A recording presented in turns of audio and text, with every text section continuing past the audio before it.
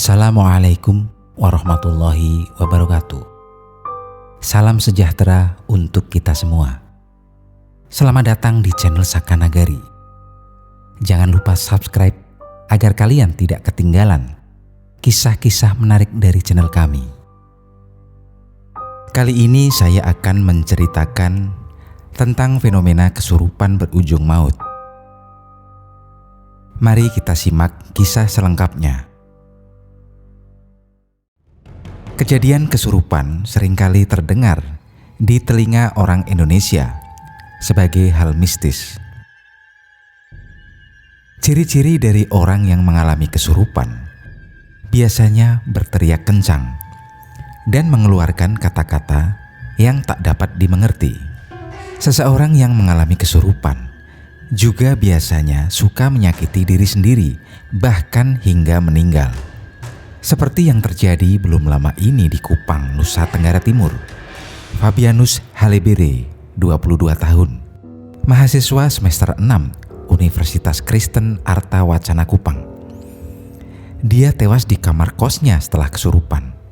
Berdasarkan atas keterangan teman-temannya, Fabianus kesurupan dengan meneriakkan kalimat yang tak jelas. Dia juga berkata akan mati pada pukul 3 atau 6 waktu Indonesia bagian timur. Selama kesurupan, korban dijaga teman-temannya. Korban diketahui menghembuskan nafas terakhirnya pada keesokan harinya. Jika ditinjau dari istilah medis, kesurupan disebut dengan dissociative trance disorder. Psikiatri mengakui fenomena kesurupan sebagai suatu kondisi yang ditandai oleh perubahan identitas pribadi. Banyak orang mengatakan kesurupan disebabkan oleh roh atau kekuatan astral lainnya. Namun dalam dunia medis, hal-hal tersebut seperti itu tak dikenal. Kondisi seperti ini dipengaruhi oleh banyak faktor seperti spiritual, sosial, psikologi, dan lainnya. Dengan melakukan screening dan pemeriksaan secara keseluruhan, faktor penyebabnya pun bisa diketahui. Tak hanya populer di Indonesia, ternyata kesurupan juga terjadi di negara lain. Bahkan sejumlah film Hollywood mengangkat fenomena kesurupan menjadi tema mereka. Seperti apa kasus kesurupan yang gempar di negara lain? Yang pertama adalah kisah tragis Annelies Mitchell. Cerita kesurupan yang menimpa Annelies Mitchell adalah salah satu yang menggemparkan. Bahkan kisahnya diangkat ke layar lebar dengan judul The Exorcism of Emily Rose.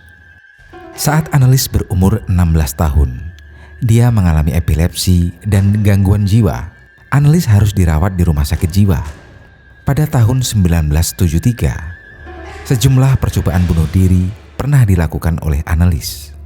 Dia menolak semua hal yang berkaitan dengan agama. Dia meminum air seni sendiri dan mendengar suara-suara aneh.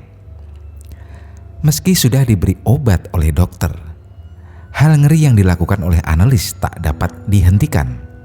Pihak keluarga meyakini Annelies telah kerasukan setan. Sejumlah pendeta telah dimintai bantuan untuk mengeluarkan setan yang ada dalam diri Annelies. Akhirnya 2 orang pendeta melakukan ritual pengusiran setan atau exorcism. Orang tuanya juga mulai berhenti memberikan obat untuk epilepsi dan gangguan jiwanya. Annelies akhirnya meninggal dunia setelah sejumlah ritual dilakukan. Yang kedua adalah bau belerang usai kesurupan. Selain kisah Annelies, di dunia barat juga dikenal cerita kesurupan yang dialami oleh Roland Doe pada akhir 1940-an akhir. Doe diketahui mengalami kesurupan. Dia sering meneriakkan suara-suara aneh. Bahkan terdapat luka seperti garukan di sekujur tubuhnya. Seringkali dia berbicara dalam bahasa yang tak dimengerti oleh keluarganya. Hingga akhirnya keluarga mendatangkan seorang pendeta Katolik untuk mengusir roh jahat di dalam diri Doe. Pendeta mengatakan bahwa Doe telah kerasukan setan. Saat ritual, Doe berkali-kali melukai si pendeta tersebut. Akhirnya ritual berhasil mengeluarkan setan yang ada dalam tubuh Doe. Banyak orang yang mencium bau belerang dari kamarnya. Kisah Doe ini juga pernah dibuat novel dan film berjudul The Exorcist.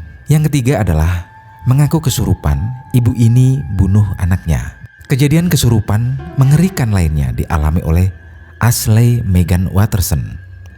Kepada polisi, dia mengaku telah kesurupan dan membunuh putri kandungnya sendiri, Sarah, yang baru berusia 21 bulan. Saya tak pernah ingin melukai Sarah pada saat itu. Saya merasa saya telah kerasukan. Saya percaya saya mencintai Tuhan dan saat itu bukan diri saya yang sebenarnya, kata Sarah. Sebenarnya Watterson beberapa kali telah melakukan percobaan untuk membunuh putrinya tersebut. Bahkan sang putri sempat mengalami kerusakan pada otak bagian kiri. Tragedi keempat yaitu suami bunuh istri saat kesurupan. Seorang pria asal Inggris, Michael Tyler, semula hidup mesra bersama sang istri, Christine. Pasangan tersebut juga sangat religius dan aktivis gereja. Hal aneh mulai terjadi saat sang istri menuduh Tyler memiliki hubungan dengan Robinson. Semenjak itu, Tyler mulai berperilaku tak seperti biasanya, jauh dari karakter aslinya, dan kejadian itu terjadi berbulan-bulan. Seseorang yang melihat Tyler mengatakan bahwa dia telah kesurupan. Sang istri kemudian memanggil pendeta untuk melakukan ritual pengusiran. Pendeta mengatakan bahwa dirinya telah mengusir setan yang ada dalam tubuh Tyler.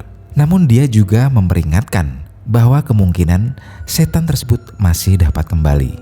Apa yang dikatakan oleh pendeta itu terjadi. Tyler membunuh istrinya dengan keji. Dia ditemukan di jalanan seperti orang gila dan berlumuran darah. Dia sempat ditahan oleh polisi. Namun akhirnya dia dikeluarkan dengan alasan sakit jiwa.